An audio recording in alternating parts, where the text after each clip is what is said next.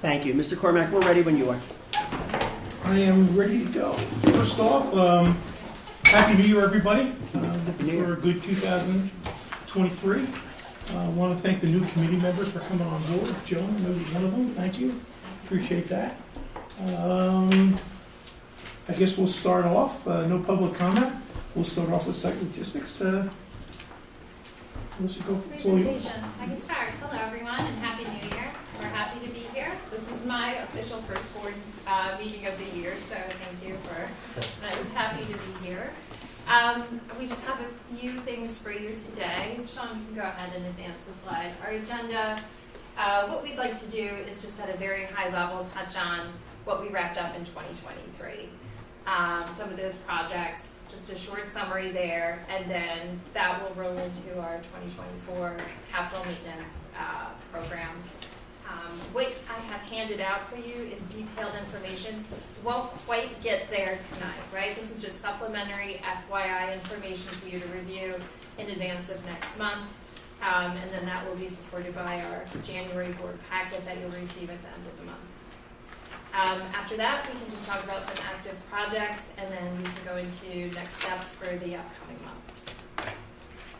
Taking a look at the 2023 capital maintenance project, this is all of our projects that we looked at last year. So looking at the 3 DSA amendments, 5, 6, and 7, just over $5.3 million. Then the 2023, the site work, the operations, maintenance garage, the salt shed project, those were all public bid projects. Those came in just under $6 million at 5.9. There were some recommended bid alternates that the district had elected and had selected. They were 2. It was the electrical duct bank and the parking space numbers at the high school, middle school. So those were ad alternates that were selected at $81,000. All of our 2023 projects, including soft costs, so the design, permitting associated with those, brought us in at $11.4 million. What was the budget for 2023? Well, the original budget a few years ago was $7 million, Okay. and then inflation hit. So we maintained the same the same number of projects. Of course, the cost went up, but we were able to. We're still able to fund it within our capital project funds. We're watching that very closely. So you had it was budgeted for 7 years ago, so It we was- spent 4 more. Mhm. Where did the money come from? Mm-hmm. You had, From our capital projects fund. Okay. Yep. Mm-hmm. Yeah. From our year-end transfers. Okay. So we do have enough funding for that year. Yes. okay. So some administrative details that we've added since that 12-5 vote to approve the operations garage after the zoning hearing board ruled in favor of the project that was approved by the school district. And then right now, administratively, we're just in that contracting phase. So contracts are being pushed out and finalized with the district and the contractors. Any questions on this? No? Okay. Sean, we can go ahead to the next slide after this. That brings us to additional priority items. Just as a reminder, there was some additional 2023 work that the district was interested in maybe looking at, seeing if it was a possibility. SiteLogic had the opportunity to hold that pricing until the end of this month if it was still a consideration. What we've done is just listed those scopes here. You can see at Central Middle School, it's vinyl flooring in toilet rooms and replacing it with epoxy flooring, so it's consistent throughout the district with upgrades that we've made previously. And then at the district support center, replacing roughly 6 overhead doors, 5 at the bus service bay, and 1 at the food service loading dock. And then lastly, at Guth Elementary, an additional overhead maintenance door. So there is still some time for the district, if they agree or think that this is still a priority, we can still pursue this work as part of this summer. When we last saw each other, it was in November, given how over budget the program is, seemed to be the general temperature of let's just continue to hold on that. And if it's still functioning at this point, then continue to let it function. Wanted just to touch base on that. It seems to be a continued recommendation from the administration and SiteLogic jointly on that, to continue to hold. To Kelly and Michelle. Right, we're comfortable deferring them at this point, just because of budget and the nature of these. We could certainly defer them for a year or two without a problem. Okay, so they're still working. Are the overhead doors are the garage door type thing? Correct, Large, yes. large scale? Yeah. The real tall guys. Yeah, why are they $23,000? I put those in a lot, and they're a lot less. I mean, for industrial buildings. Right, I'm sure it has to do with prevailing wage and all those sort of things that Are you escalate redoing the it in cost. concrete or just putting a new door in? I believe that's just the door replacement. The door and the electricals. Yeah. Okay. Thank you. Sure. If we move on to the next slide, thank you, Sean. That brings us to 2024 maintenance scope. And I just want to kind of set the table here. Why we want to start talking what seems so early about 2024 when we just wrapped up 2023 is SiteLogic has made an effort to really align your maintenance budget for these projects with the budget discussions that you'll be having in May. So we are looking to start pulling together your priorities so we can start really getting good pricing information for you, so now you can start having educated decisions about what the budget will be. What you're seeing on the screen is just kind of a rolled up narrative of the detailed information that I handed out. So if you're looking for detail, you can go ahead and refer to that blue sheet. But for today's discussion and for presentation purposes, I'll just run through what we're looking at in the presentation. So typical with previous years, there's been a kitchen that needs attention, and for 2024, Gross Elementary is that kitchen. So there's issues with outdated equipment, the serving line is too small, so the approach here is just to make it consistent with what we were looking at with South Middle School. Just a remodel and assessing equipment and making sure that it's in coordination with Kelly's needs and Gina's needs as far as that is concerned. Additionally, Sellersville, we're looking at installing a backflow preventer on the water service there. So those are kind of the two scopes for kitchens within the district. There is building envelope work. We talk about this a lot here. 2024 work has been identified as roofing repairs. We're starting to see some roof that is out of warranty in select areas. Maybe we're starting to see not necessarily leaking, but it's starting to show its age and condition, and we want to make sure that we're providing preventative maintenance, not reactive maintenance. So at Deibler, Seiler, West Rock Hill, South Middle School, roofing will be paid attention to there. And then here at the high school, there are windows that were not replaced as a part of the 2015 renovation. So it's less than 20 windows. We've identified those, and we've included that within that scope. Questions on kitchen or building envelope? It looks like on the blue form that the south roof, we don't have details on yet. Is that accurate? That one we're still investigating. Because that's the water issue. That's a Right, newer so we're issue looking that's come up. into, right. But you're correct, we don't Okay. know the details Right. on that. It's Yeah. still under investigation. That and Ruth Elementary School has some terrazzo issues where we have water bubbling Oh, okay. in the main lobby. And then Bedminster Elementary's sand mound is the third item that we're still investigating. We would probably consider on the higher end of a priority from a retention standpoint that wasn't on the plan per se. When we were doing the multi-year plan. Is it malfunctioning or is it just nearing its end or? Both. Both. That's important. far as paving and site work concerns, not concerns, just priority items, looking to accomplish the phase 3 work associated with the high school, middle school campus. So this would be the final phase of paving happening at this campus that would complete that comprehensive plan that we started 2 years ago. And that is milling and overlay. You can see the detail here on your sheet at all of those different areas between North Middle School and the high school. In addition to that, just taking the opportunity to address some sidewalk, curb, and site circulation here.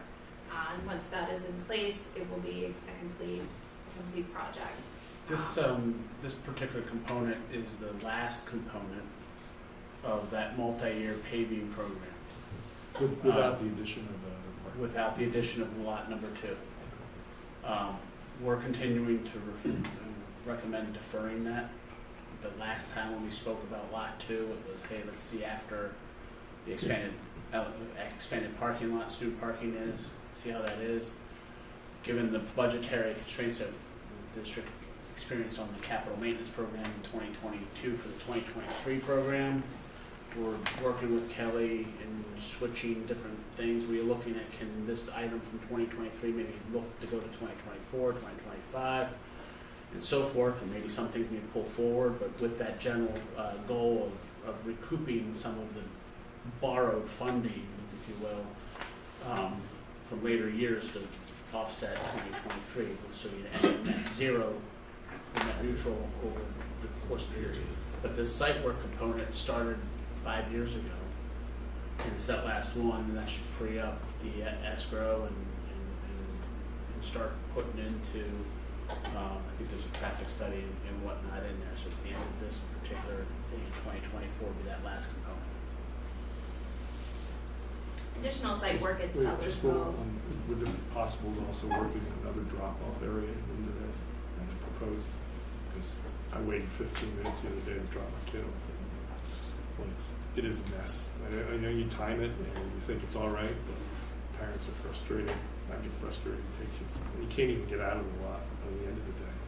If you had more than one drop-off, it would really help things. I know. And so We they haven't are, even done the experiment. Have we done the test yet? they're running it at the end of January, Okay. the second one. I'm going to drop my kid Where off the in current this is, thing. yeah. It takes forever. Miscellaneous site work at Siler is just looking at the circle flagpole pavers, replacing a chain link fence at the north and east play areas, some courtyard steps that need some attention. So again, just miscellaneous site work at that location that's wrapped in that scope. Mechanical and electrical scopes of work throughout the district include controls upgrades at West Rock Hill, Divler. We're looking at replacing an emergency generator from 2000 at Bedminster Elementary, removing and replacing an underground fuel tank at Guth, and replacing a rooftop unit at the district support center. It's oversized, doesn't dehumidify the spaces properly. We've actually talked about it a couple times here, so we're talking about it again. Architectural finishes and other upgrades throughout the district include replacing VCT flooring in select areas throughout Divler and West Rock Hill. Looking to install security gates, the roll-down security gates in approximately 6 locations here at the high school that will help with security, extracurricular, and after hours. So we're working on identifying those locations with Kelly, making sure it's appropriate. Any questions on what we just talked about? What is the status of the underground fuel tank? And Goop? Yeah. Is it, have we seen leakage? What's promoting this So it's, study? it's a 1988 vintage. There we go. It's best practice and it's reaching its end of life. So we're trying to avoid future issues by doing replacements. We've done them at other schools, taking an underground tank and putting an above ground tank so that we can see the state of it and maintain it better. Okay. But there's been no indication of problems with it. Yeah. No, there's nothing That was my significant at this main Yep. concern. Yep. It's only 35 years old, I mean. You got to do that. Certainly being pro Sure, John? Oh, that's Understand. great. So right now, overall, we have a low and high range budget for 2024, 8.7 to about 9.4. We are working, in fact, today we were here with the district, going through, refining, making sure the scopes are as the district wishes them to be. We have a couple more follow-up visits, just to ensure that this is the list. But next month, we'll get into it in a little bit more detail. And we just wanted to kind of give you, the high-level overview of what to expect for 2024. Kelly, you guys have any suggestions as far as moving forward, numbers? No, we work weekly, if not more than several times a week, talking through this. And this is a planning sheet, so we're really trying to hit a target budget, just tightening up numbers so we know what to predict when the time comes. Thank you. And leave a little bit of room for emergencies. Appreciate it. What's on the bottom of this sheet, the carryover alternate maintenance scope? Some of that encompasses what the 2023 potential additional priority items were, but some of it is new. So that's actually all the work that we had bid out in 2023. So the little X notations on there, that's what you saw on the slide previously, Gotcha. with the previous. And then additional work that you're seeing at the high school, like the ceramic tile replacement and the loading dock at West Rock Hill, those were scopes of work that we bid out, were alternates that the district did not select. So we're actually just leaving them on here as maintenance to-do items to be prioritized for a later time, but we didn't want to lose track of them. Sure. Okay, I think we can move on to our active projects list, and I know Andy's going to give an update on that. Wanted to touch base on some of the active falls that are still in the air, both from 2021, 2022, and then also looking forward into 2023, following what Melissa had said earlier with regards to the contracts that the school district has already awarded. We've previously discussed and are continuing to focus on getting escrows released from a variety of jurisdictions, specifically tied to stormwater. So it's all your stormwater basins that traditionally follow the completion of site work projects. So the bigger one right now that has a lot of our attention on an almost daily basis is West Rock Hill. You guys certain individuals may recall in August of 2021, and really coming out of that summer groundwater discussions that was being found during the course of that project. It led into a series of requests for informations or RFIs to the project, and led into some modifications in the stormwater design and a change order to your prime contractor, who at the time was Nice Construction still. And at that time triggered a minor modification to the NPDES permit, which is what we're trying to get marked as complete so that we can get the escrow back. Well, that NPDES permit minor modification included some additional work that was hopeful at the time, which made sense at the time as we understand it, to address some other concerns the district had related to near the foundation or near the wall, near the building itself, some additional yard drains. Well, that scope was not part of that change order in August 2021. And now that we're at here with budgetary constraints, we're looking to engage the Bucks County Conservation District to have that rolled back, since it was elective. It's not required for code or for stormwater management ordinances. And if we're able to roll that back, then that would be additional work that would not need to be required to get off of the NPDES permit, and then allow the release of the escrow. How much is the escrow? It's hard to say, because I know they allow the district to use it to pay for different fees and stuff like that over the course of, and that's been at this point 3 years ago. Sean, did they give you a statement at all? Well, there's the township escrow, and then there's the line of credit that's put in place to cover the water areas. And that's what needs to be released from, Whatever credit or yeah.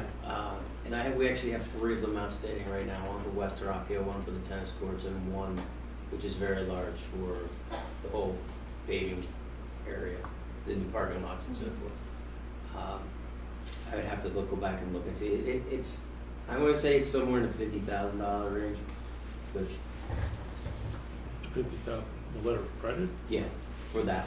What do you pay for that a year? We paid a fee when we took it out, which was a few $100s, but there's no annual fee on it. But it'll sit there, basically tied up until project's released, and then. But you put the letter of credit, you don't put the cash in, you have a Correct. We put the letter of credit from the bank, Right. which allows the cash to stay in our Yeah. checking account, But it's still technically tied up if you don't. put but it's the- still tied up there, and it can't be used for anything else. It's earning interest for us, not for township, which is good. But we still have these, they're still hanging out there, so. Yeah. And the more we get, the more money, the more outstanding line of credits we have, the more money we have sitting in the bank that can't be used for anything else, so. No, I understand. And so we have 3 of those, and you can send out totals tomorrow. Yeah. Right, great. Thanks.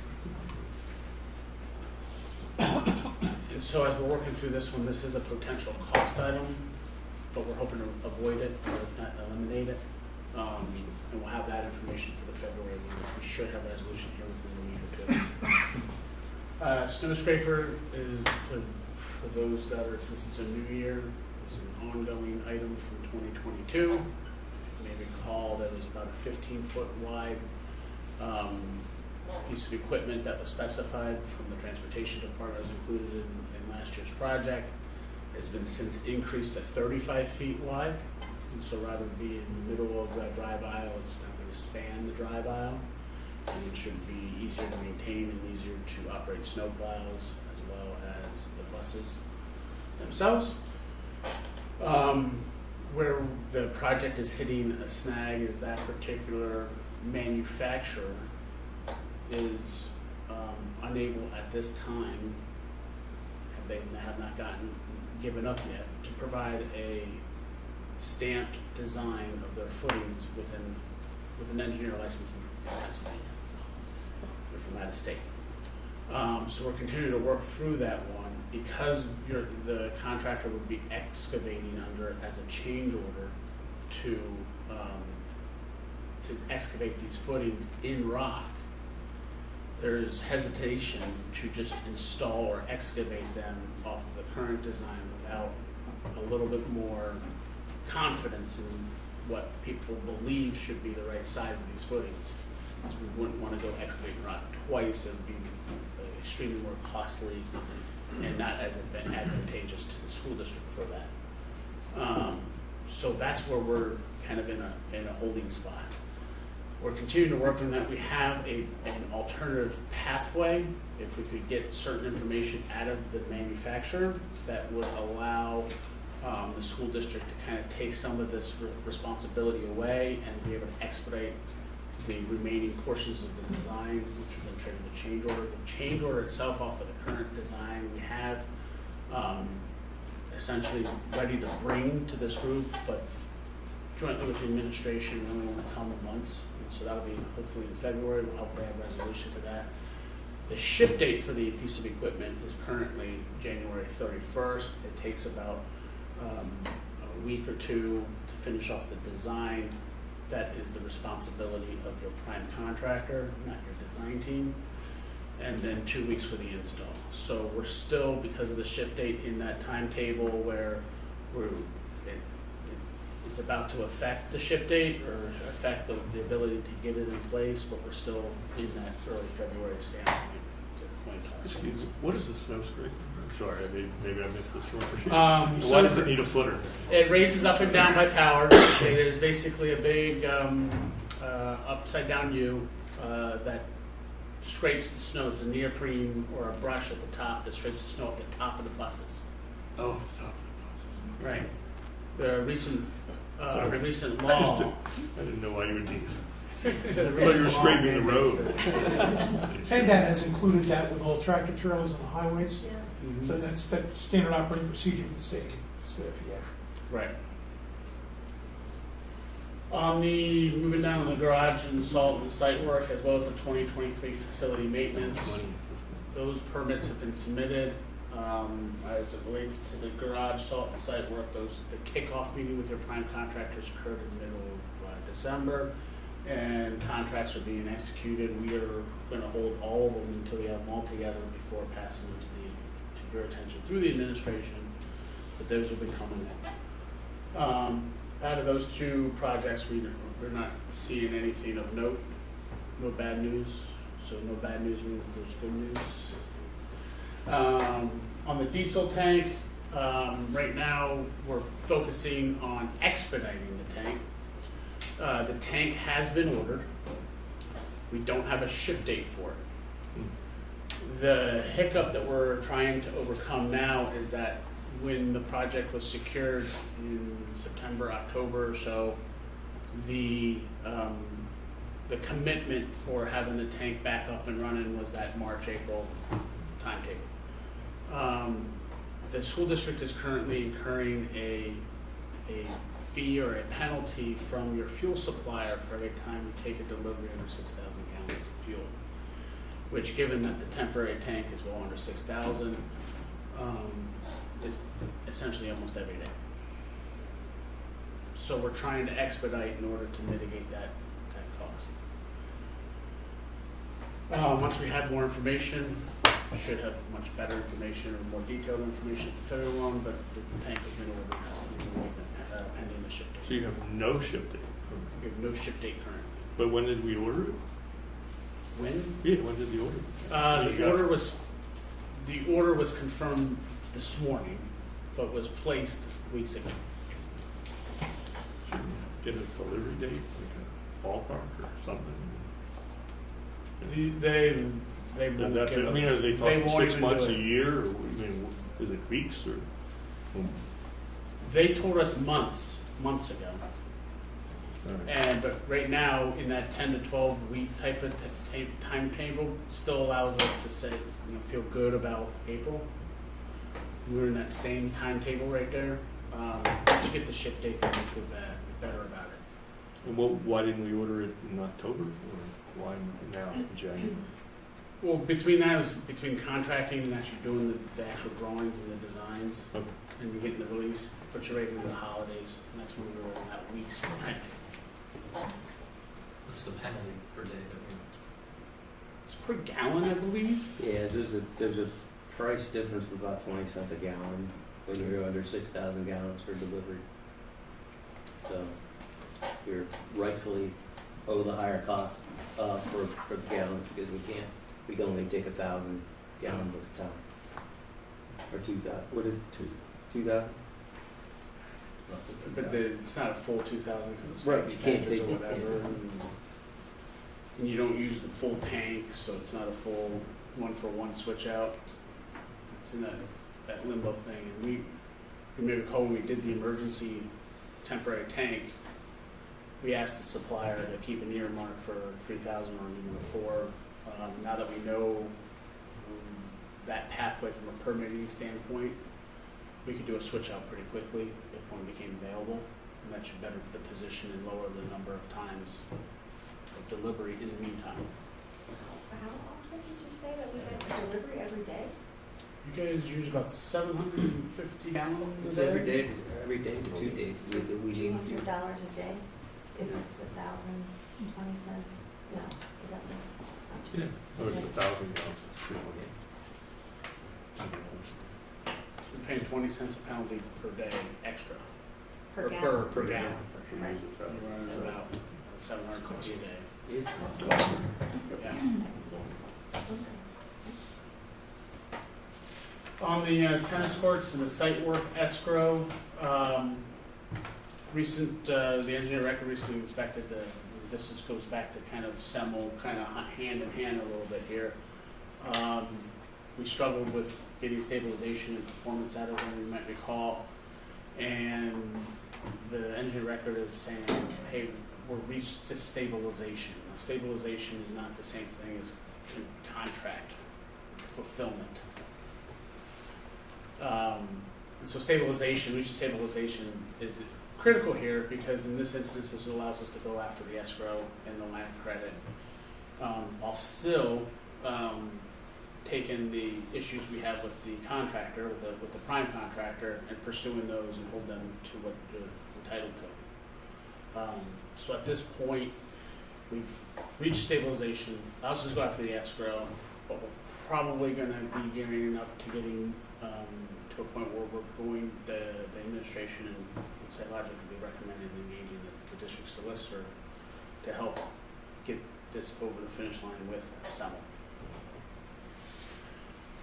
All that notwithstanding, in the past month, a couple months or so, under the district's warranty for the tennis courts, there's been some defects that have been identified. Mostly bubbling or a crack. And so the conditions have been documented, the conditions have been engaged by the manufacturer.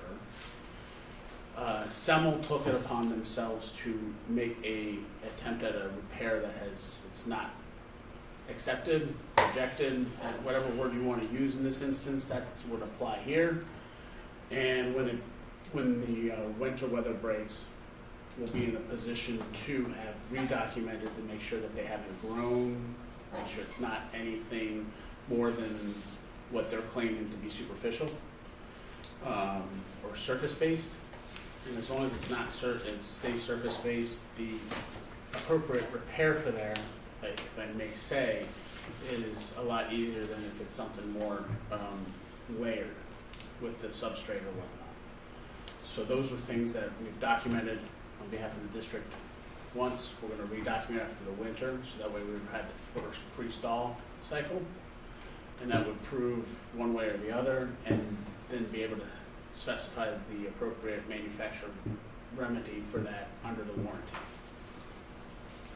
At No this time, danger there's of- nothing affecting the functionality of the Nothing, actual so the court. season will start. Seasons starts. That is active project update.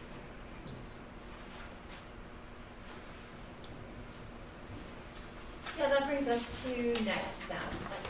So targeting this January's board meeting, attached to this agenda, Sean, right? Yep. It's like 2D, E, and F. Are all of the professional services, project management agreements that you see highlighted here.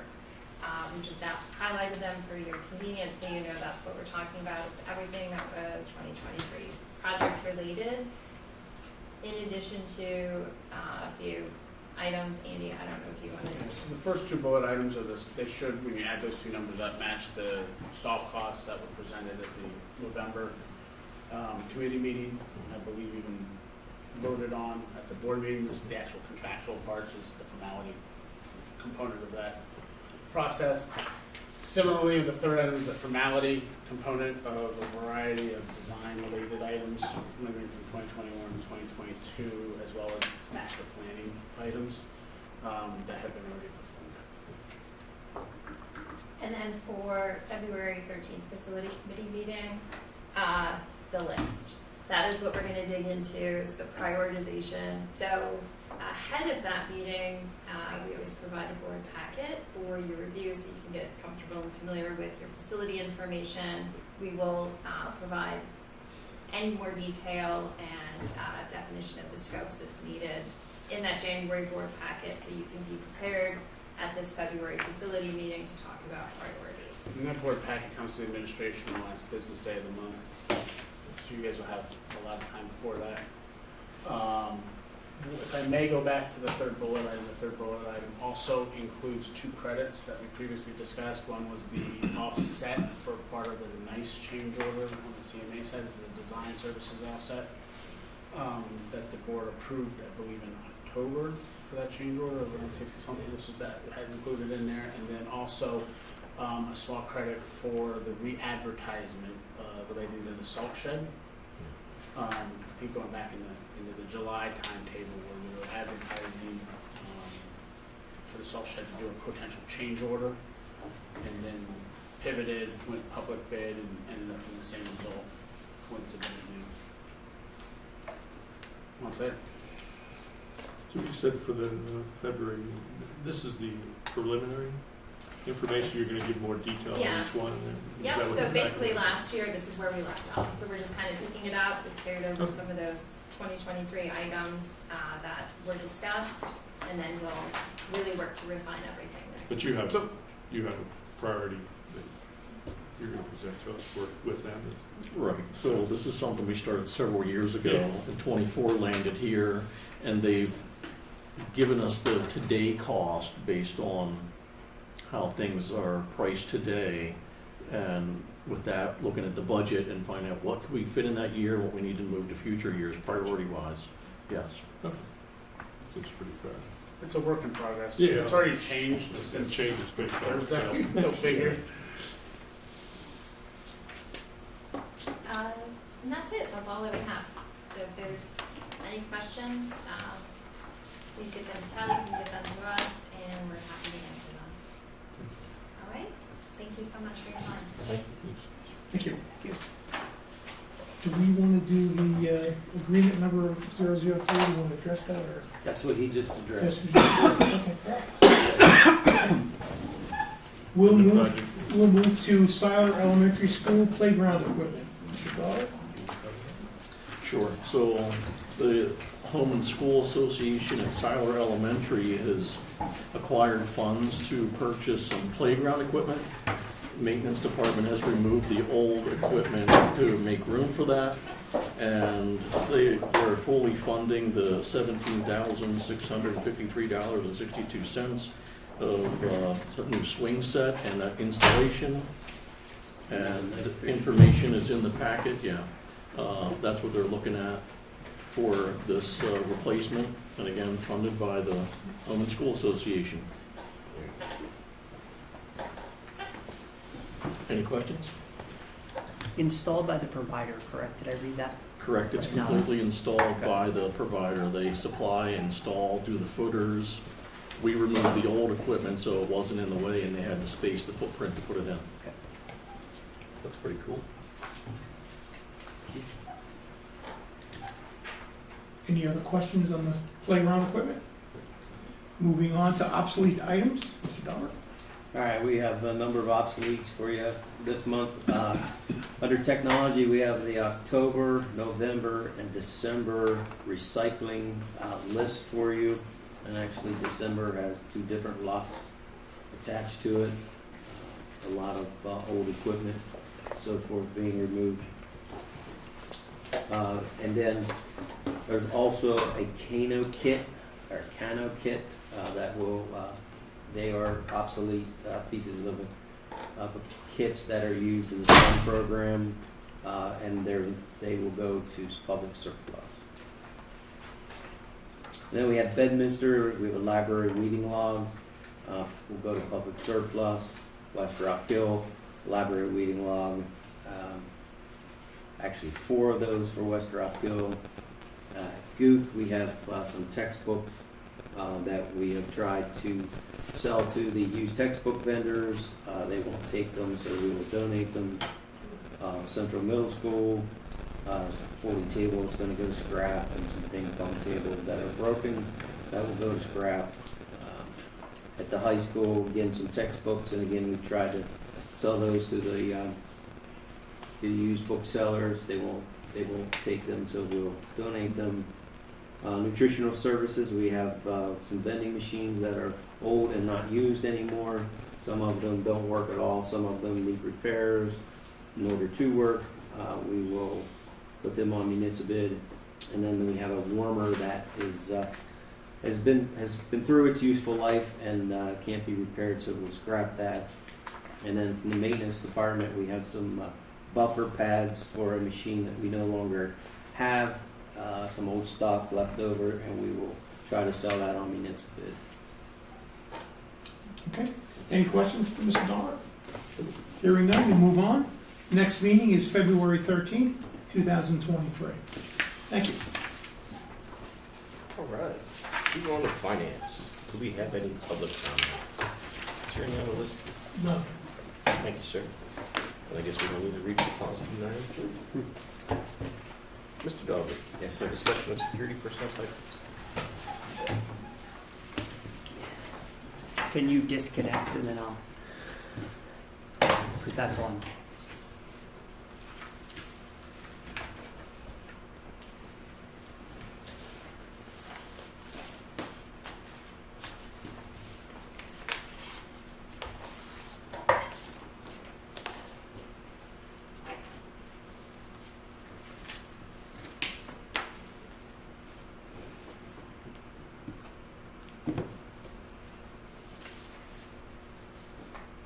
So security personnel stipends, there it is.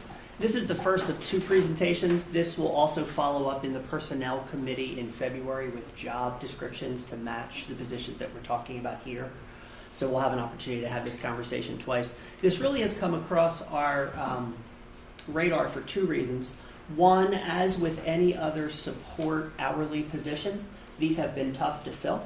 We currently have one full-time and one part-time security position still opening, and we are hiring on a regular basis. And so from that standpoint, that's one thing that we're constantly monitoring in terms of prices and whether that's a pay issue. You'll see that when you look at the full-time thing from an hourly rate, that's not necessarily a substantial enough amount that people might be taking other jobs instead of it. As well as there are multiple school districts that are starting to create director of security-like positions. They all call it something different, but ever since Act 44 in 2018, it started all the school safety initiatives and some of the funding that came with it. We are one of 6 school districts that have something that is called director of or supervisor of security.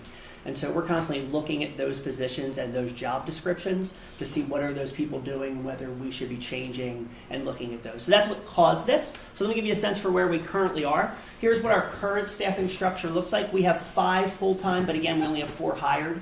And so there are 5 full-time security guards, and that is what their maximum pay is. They work student days. So they work 182 days a year. They only work if the students are here. We have 2 part-times, and you can see their hourly rate by contract. And there are 5 substitutes to fill in the spaces if someone is out.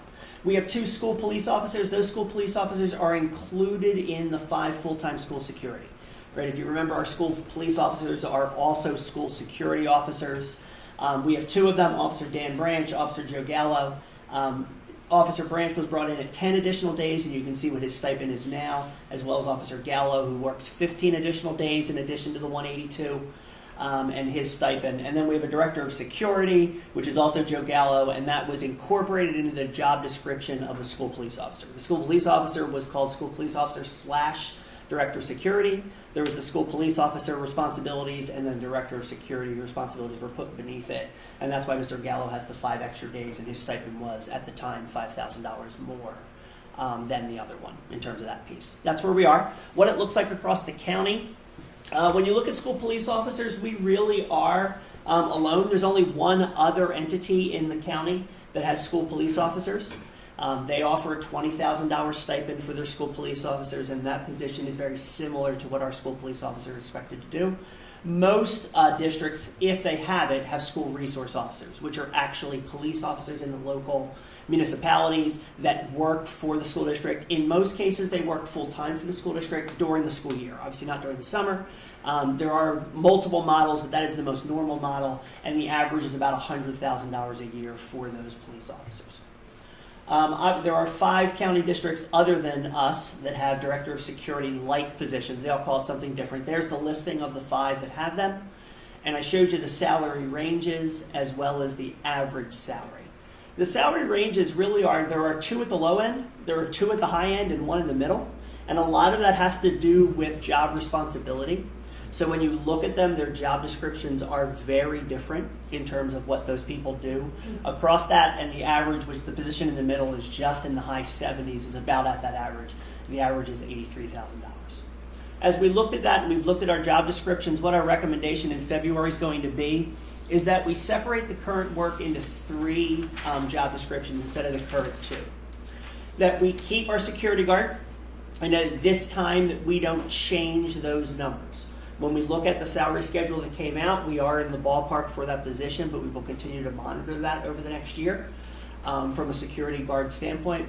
School police officer, we're going to recommend that that stipend be increased to $20,000, what matches the other model that's in the district, as well as now separate out the school safety and security supervisor, which was called the director of security, right, in terms of our position.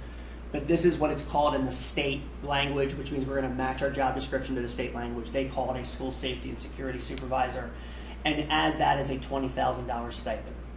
If you think about the people that we currently have, that first line is our security guards. That second line are the 2 officers that we have that currently have stipends and the extra days that they work. And then the bottom one is the director piece, which is the additional piece that Joe Gallo has. That's the position that since 2018 in Act 44 has grown.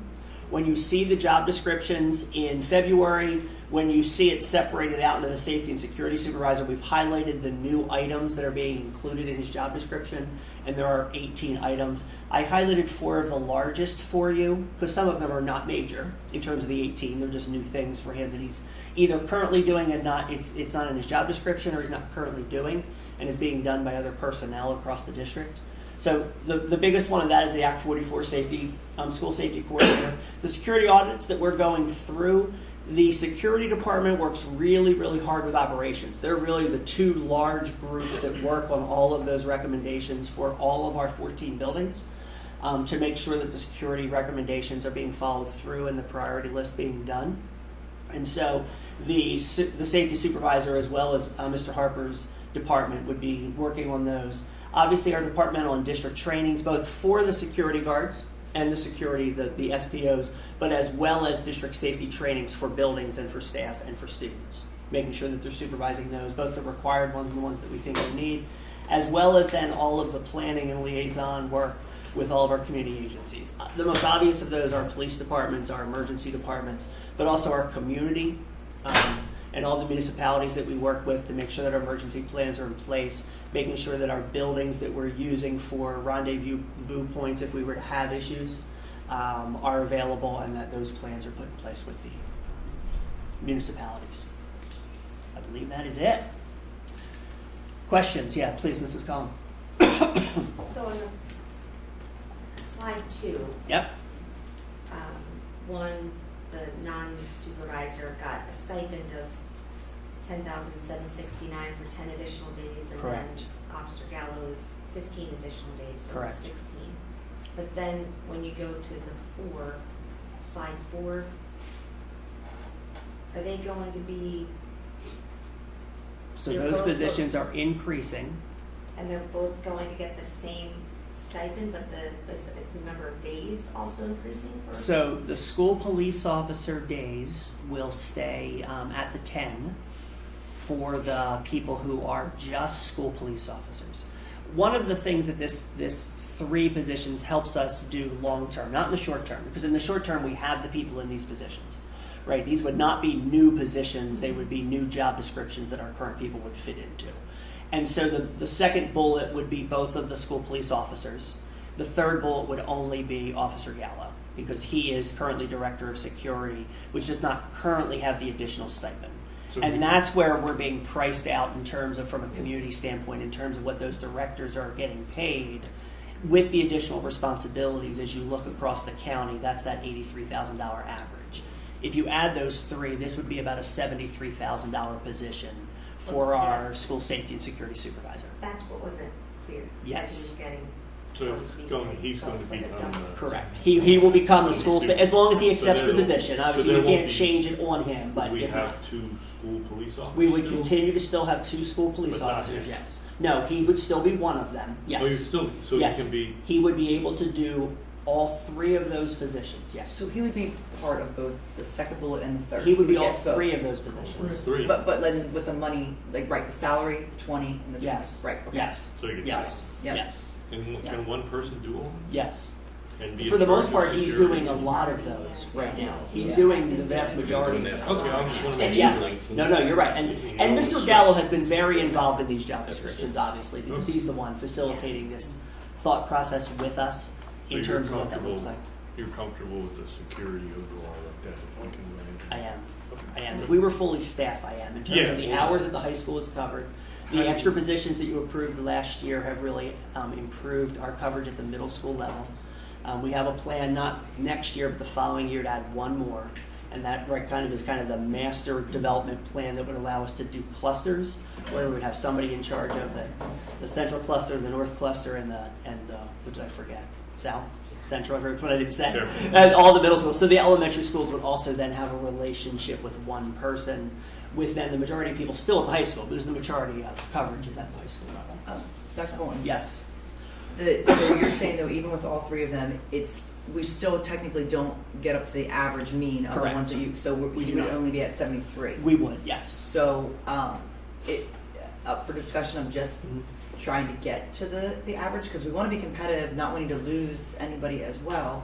So have we looked into if we would get to the mean of that? And I don't know, just. I could progress through. Yeah, and we do feel as though when you look at the job descriptions, our job description best fits that middle job, which is in the high 70s. It was a little higher than ours, but not substantially. It doesn't quite get to the 83. That's just the average of the 5 positions outside of there. And so we do feel as though that, at this point, is a reasonable salary for the work that's being done. And like competitive with. Yes, yeah. yes. It is, like we said, there's only 6 of them across the county, so it's a little hard to know that because they're not the same. Mhm. It really, if you look at our positions, I feel like there's 2, 2, and 2 Mhm. in terms of where the job descriptions fall, in terms of the amount of responsibilities that people have outside of what you would call the normal security police officer pieces. Okay. Right, some of those supervisory things that we're talking about from that standpoint.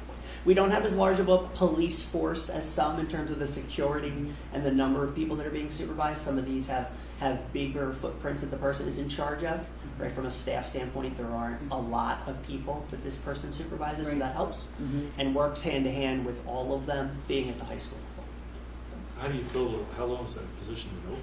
Well, it was open and filled, and then a person left and is open again, the full-time So position. you don't think you'll have So- trouble filling it? Well, trouble is a hard word to judge because any of the positions that are in that hourly range, anything that's in that mid-20s to upper 20 per hour, which is what that calculates out to if you do it over the length of it, are positions that are tough because they don't carry benefits, and so sometimes benefits drags that, and so it really is hard to know. We've had some success at the beginning of the year. We were really excited because they were all filled. They're just not all filled currently. So. Well, but Yep, it's so we're not hoping. ongoing. So we're going to bring the job descriptions to you in February in hopes that we then can take the job descriptions and the stipends for approval in February. So this will not be on the January board meeting. I just wanted to give the initial conversation around the money standpoint because the job descriptions really are going to be most substantially for the third position, the safety and security supervisor. The other 2 job descriptions did not change drastically in terms of what those current people are doing.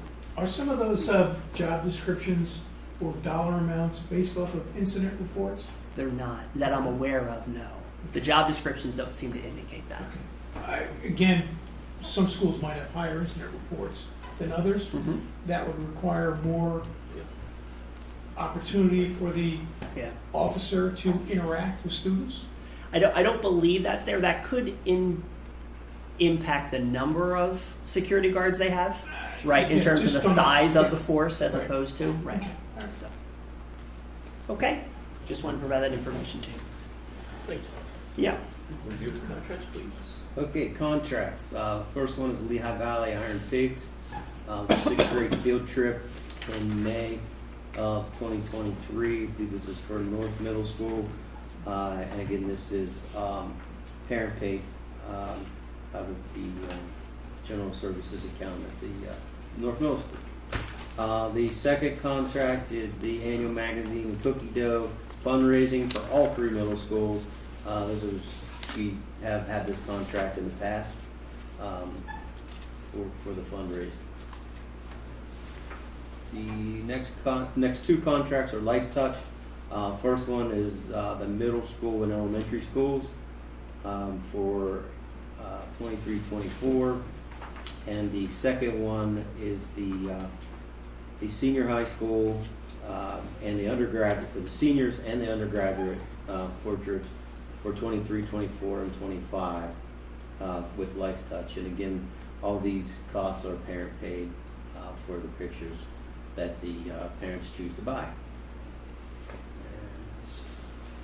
The next is a new contract with for Market Street Sports. They found a sponsor, IT Landis Home Services, and the sponsorship is $2,500 a year for 3 years, and the district share is $1,715 each year. So.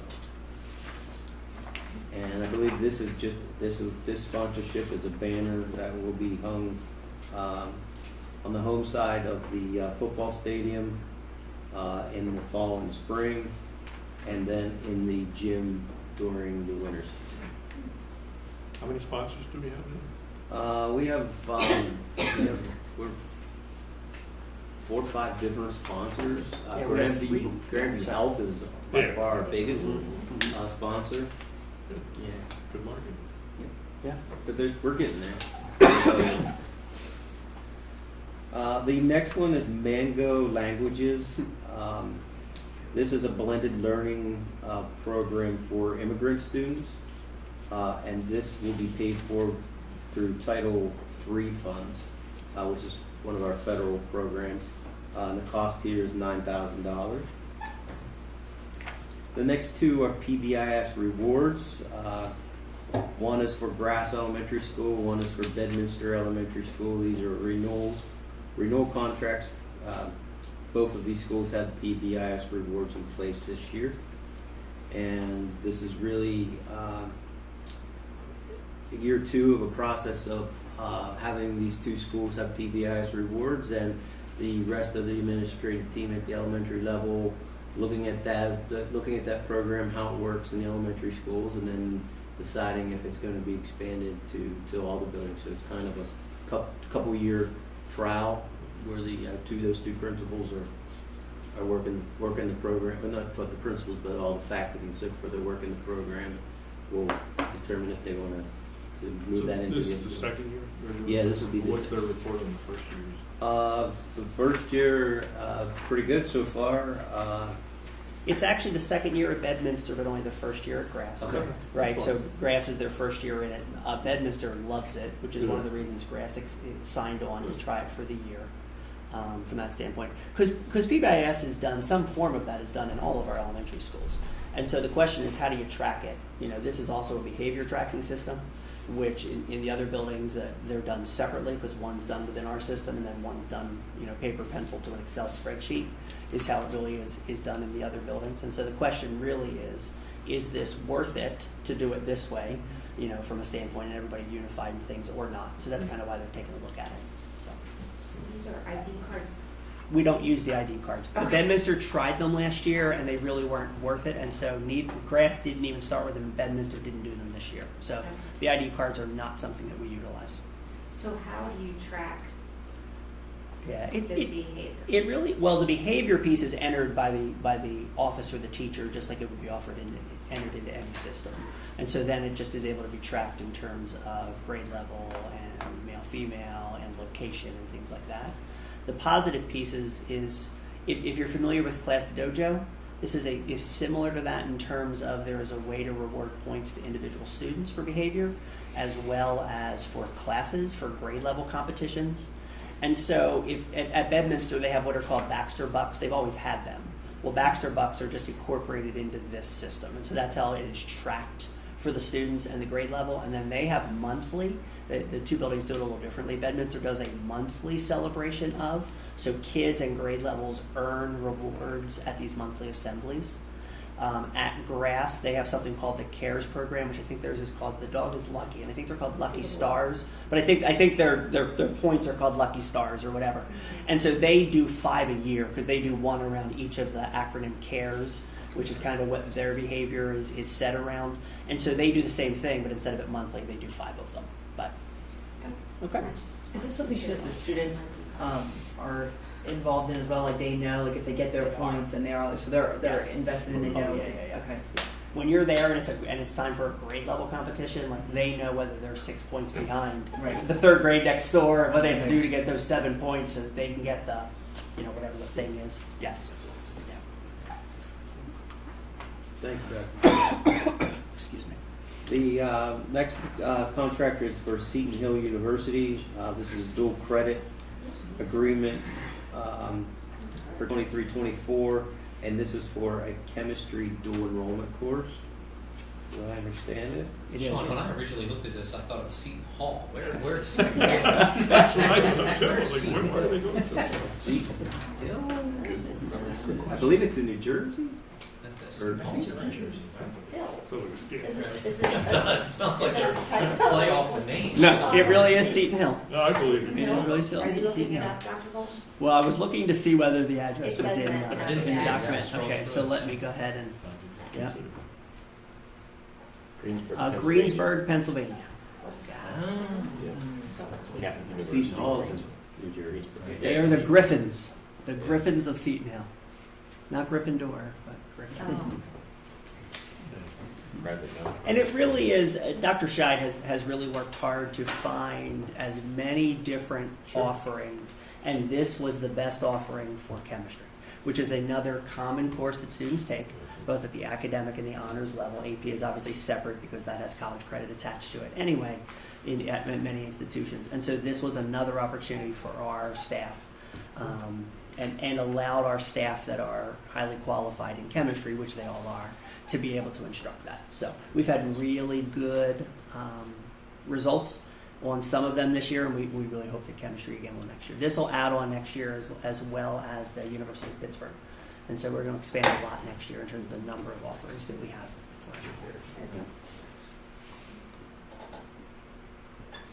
Okay, the last contract we have is front row theatrical rental. That was tough to say.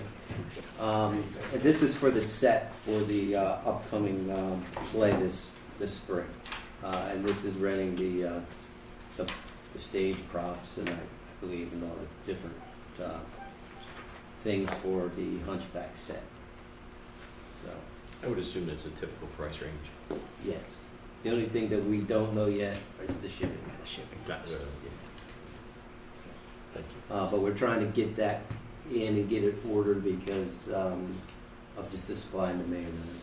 So to make sure that we have it, our order in place and that we don't end up without stuff.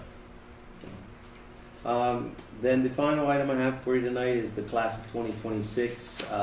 This is to get the class's student activity account up and running so they can start earning money for their class in the next 4 years.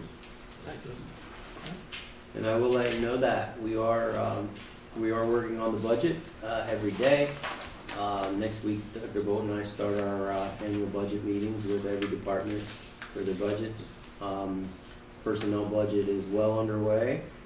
And as you know at home, everything you've paid for in the last 2 years has got more expensive. We are having the same issue, but so we will do our very, very best to bring you a good budget. Thank you. Any questions? Questions, comments? Next Finance Committee meeting is scheduled for February 13th, 2023.